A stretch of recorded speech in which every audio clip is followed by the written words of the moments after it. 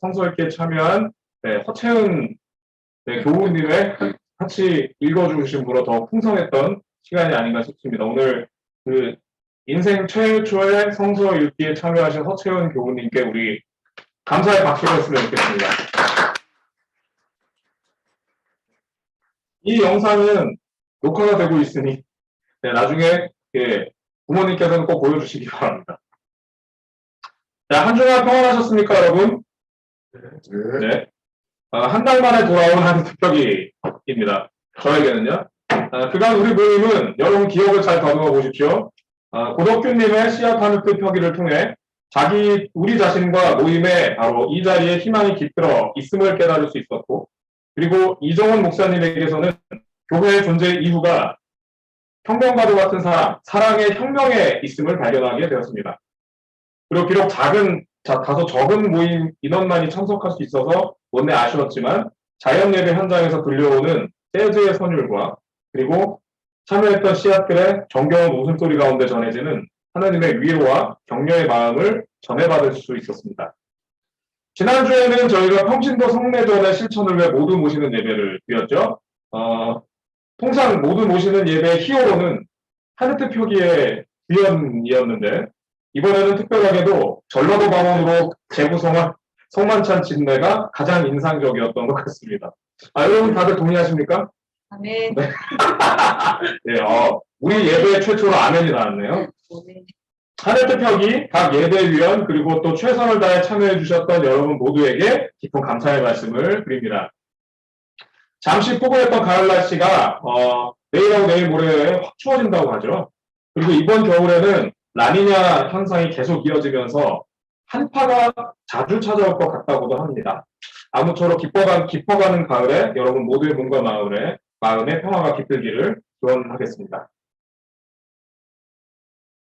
저는 지난 목요일에 삼성전자 서초 사옥 농성장에서 진행됐던 기도회에서 하늘뜻 표기를 했습니다. 그곳은 158일 전에 숨을 거둔 노동자 정우형의 분향소입니다. 정우형은 삼성전자 천안서비스센터에서 일하던, 더 정확히 말하면 서비스 센터에서 일하는 그러나 하청업체 노동자였습니다. 핸드폰이나 가전제품이 고장나면 이제 우리가 찾아가거나 요청하면 집에 오시는 분들 있잖아요. 그러니까 그런 일을 하셨던 분이죠. 이렇게 서비스 센터에 일하시는 분들의 거의 대개의 분들은 이와 같이 법을 피하는 그런 방식으로 되는 하청업체 소속 노동자분들입니다. 즉 그곳에서 일을 하고 있긴 하지만 그곳 소속은 아닌 분들입니다. 정우영의 평범한 일상이 깨진 것은 동료였던 최종범이 숨을 거둔 지난 2013년 10월이었습니다.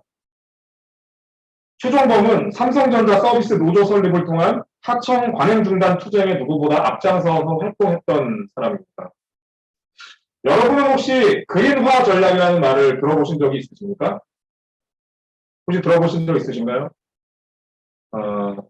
이 그린화 하면요, 무슨 골프장에서 하는 얘기인가? 아니면 그 환경운동 용어인가 싶기도 한데요. 사실 이 말은 삼성의 노조 파괴 활동을 총칭하는 내부 문건 주제입니다. 그러니까 그린화 계획이다 하면 삼성에서 노조를 파괴해버리는 것을 그린화라고 하는 겁니다. 법이 보정한 노동조합을 말살한 현장이 삼성의 노조 파괴, 이것이 바로 자본의 녹색지대라는 것이죠. 처음부터 민주노조를 표방했던 삼성전자 서비스 노조는 바로 이와 같은 그린화 전략 대상이 되었고, 여기에 속한 노조원들은 곧바로 내근직 노동자에 대해서 갑자기 외근직으로 발령을 해버린다던가, 아니면 사생활을 포함한 전반적인 감시를 당하게 된다던가, 아니면 업무 배제를 통한 경제적 타격. 이분들은 정규직이 아니기 때문에 그날 케이스가 많이 쌓여야 월급을 많이 받지 않겠습니까? 그러니까 이분한테 업무 배제를 시켜버리면 사실상 한 달 동안 가져간 돈이 없어지는 거죠. 이런 방식으로 해서 여러 압박에 직면하게 됩니다.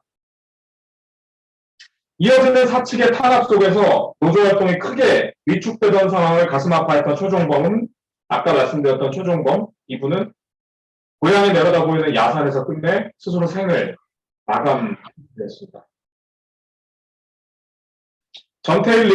전태일님처럼 그러지는 못해도 저는 선택했어요. 부디 도움이 되길 바랍니다. 직장 동료이자 노조 활동을 함께했던 동지 최종범의 죽음과 그가 남긴 이 짧은 유서 앞에서 정우영은 특히나 무척 힘들어했고 사측의 계속된 감시와 탄압 속에서 심지어는 음독 자살 시도에까지 이르렀습니다. 2015년 노조 활동의 중심에 있던 노동자들과 함께 해고돼 버렸던 정우영은 해고자 복직투쟁위원회를 결성하고 올해까지 장장 7년이나 되는 힘든 투쟁을 이어갑니다. 하지만 진심 어린 사과와 복직 요구의 내용을 담아 이재용에게 전한 편지가 수치인 거부로 돌아와 버린 후 심하게 고민하던 정우영은 지난 5월 12일 끝내 슬픈 선택에 이르고 말았습니다. 생전에 정우영과 함께 싸우던 2명의 해고 노동자 그리고 유가족인 아내분께서 지키고 있는 분향소는 매우 초라했습니다. 10여 명 정도가 모여서 드리는 그 조그만 기도회에서 현장 증언으로 나오셨던 그 유가족분은 본인이 지금 매우 외롭고 고통스럽다라고 말씀하셨습니다. 하지만 그와 동시에 다음과 같은 다짐을 밝히셨습니다. 남편이 없는 시간에 적응하는 것이 힘듭니다. 하지만 내가 선택한 사람이 이루고자 했던 뜻을 저는 이어 끝까지 싸우겠습니다. 사랑하는 가족을 일순간에 잃어버린 그 황망한 상황 앞에서 한없이 시리에 잠겨 있거나 아니면 오랜 생활고 속에서 현실적인 방법을 찾아 떠난다 해도 하나 이상할 것이 없는 이 상황 속에서도 계속 싸움을 이어갈 것을 그리고 택하겠다는 유가족의 결심. 강히 종교적 결단에 가깝다고 저는 감히 생각하며 마음이 숙연해졌습니다. 오늘의 일성서 본문 속 여호수아는 백성들을 향해 결단을 촉구합니다. 야훼를 택할 것인가?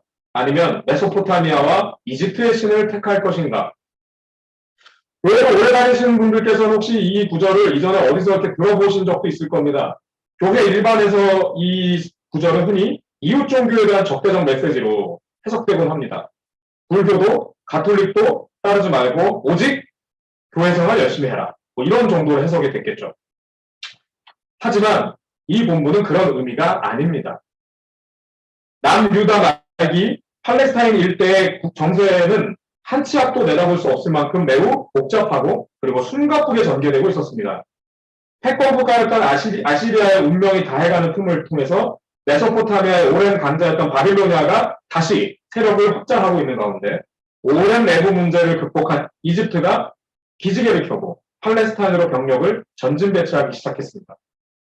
구한말 위정자들이 이해관계에 따라 러시아로, 미국으로 혹은 일본 등에 붙어서 이익을 도모했듯이 이 당시 유다 지배층 역시 아시리아, 친이집트 혹은 친바빌로니아 이렇게 자신들을 세우며 줄을 대기에 여념이 없었습니다. 바로 이 상황에서 민중의 삶은 구애시대였고 그리고 파탄에 이르고 말았죠. 사실상의 국가 기능을 상실한 유다는 종국에는 아시리아에도 이집트에도 도움을 받지 못한 채 바빌로니아에게 멸망당하고 말았습니다. 훗날 국가 재건의 과정에서 선조들로부터 전해진 이야기를 자신들의 건국 역사로 재구성하고 있었던 이들, 바로 그 저자들은 자신들이 저질렀던 과거에 대한 반성과 함께 후대에 대한 경각심을 전해주기 위해 다음과 같이 적었던 것입니다. 여러분은 여러분의 조상이 강 저쪽의 메소포타미아와 이집트에서 섬기던 신들을 버리고 오직 주님만 섬기십시오. 이것은 어떤 종교를 믿어야가 아니라 제국의 화려한 문화와 강력한 무력에 휩쓸려 가지 말고 정도를 지켜 걸어가라는 권고이자 종교적 언어를 통해 기록된 정치적 선언인 것입니다. 우리는 저들도 따르지 않고 우리의 길을 가겠다라는 메시지인 것이죠. 아쉽게도 이 같은 기록을 최종 정리한 이들 역시 신흥제국 페르시아에 기댄 성전 중심 남성 사제들의 한계를 드러내고 말았습니다만 압도적인 제국을 보면서도 그의 편승돼서 따르기보다는 자기 정체성을 지켜갈 것을 택했던 그 신앙적 결기는 분명 높이 평가할 수 있다 하겠습니다. 여러분 역시나 교회에서 흔히 쓰는 용어 중에 회개하라 이런 말 있잖아요. 그 회개 혹은 회심이라고 하는 뜻의 그리스어는 어디서 많이 들어보셨을 겁니다. 저 유명한 메타노이아라는 하는 단어입니다. 이 메타노이아는 저를 잠깐 봐주십시오. 이렇게 가동 있게 사람에게 진행하는 방향이 있다면 그 방향에서 정반대로 뒤집어서 걸어가는 걸 말합니다. 또 이 단어의 그 사전적이고 어원적인 의미는 영적 존재와 함께 라는 뜻이기도 하죠. 결국 회심이라는 말은 어떤 영적 존재 혹은 무형의 혹은 신앙적 결단에 따라서 이전과는 완전히 다른 삶으로 변화하는 것, 그리고 그렇게 살아가겠다는 다짐이나 선택인 것입니다. 오늘 함께 읽은 여호수아기 본문은 우리에게 매우 분명한 선택 혹은 결단을 촉구합니다. 그때는 여러분은 신앙의 가치를 살아갈 것인가? 아니면 욕망을 쫓을 것인가? 프랑스 실존주의 철학의 서장을 열었던 장폴 사르트르는 삶이란 B, 버스와 B, 데스 사이의 C, 초이스다 라는 유명한 명제를 남겼습니다. 이것은 삶과 죽음, 즉 인생 전체라는 것이 선택이라는 실존적 기로 앞에 서 있다는 것을 뜻합니다. 사르트르는 본인이 던졌던 이 인생의 선택이라는 것 앞에서 더 많은 권력을 얻을 수 있고 더 많은 사회의 상층부로 올라갈 수 있었음에도 불구하고 자신의 신념에 따라 좌파 지식인의 삶을 택했고, 그리고 1세대 페미니스트였던 시몬드 보부아르와 계약 결혼을 통해 동지적 사랑을 평생 실천했으며, 그리고 자본의 횡포에 저항하는 이들과의 연대를 끝까지 이어갔습니다. 처음에 언급했던 고 정우영님 아내분 역시 자신 앞에 놓인 그 선택 앞에서 남편이 삶을 던져 이루고자 했던 가치에 동의하며 그것의 실현을 위한 삶으로 걸어갈 것을 택한 것이었다. 저는 감히 생각합니다. 사랑하는 여러분, 오늘의 부족한 하늘뜻 표기를 마무리하겠습니다. 여러분은 여러분의 삶 속에서 어떤 선택의 순간을 경험하고 계십니까? 여러분 각자의 이집트와 메소포타미아는 무엇입니까? 그리고 그 앞에서 여러분은 어떤 선택을 하고 계셨고, 그리고 앞으로 어떤 선택을 해 나가시겠습니까? 이 질문에 스스로 답을 구해보는 돌아오는 한 주가 되기를 바랍니다.